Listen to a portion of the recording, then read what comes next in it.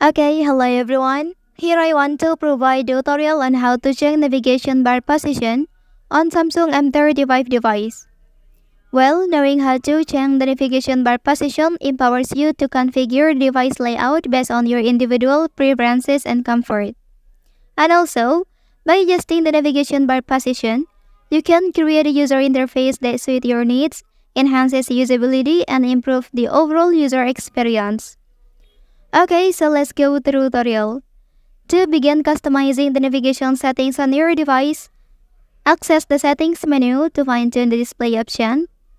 So here, select the display option and scroll through the settings until you find navigation bar menu. Okay, next tap on the option to access the navigation customization features. And within the navigation bar setting, click on more options to delve deeper into the navigation configuration possibilities. Well, and here you'll discover a range of navigation bar positioning options available for your device, so you can choose between different positions for the navigation bar according to your needs. Well, that's the tutorial on how to check navigation bar position on Samsung M35 device. If you are helped by this video, don't forget to like and subscribe to get other information from this channel. Thank you.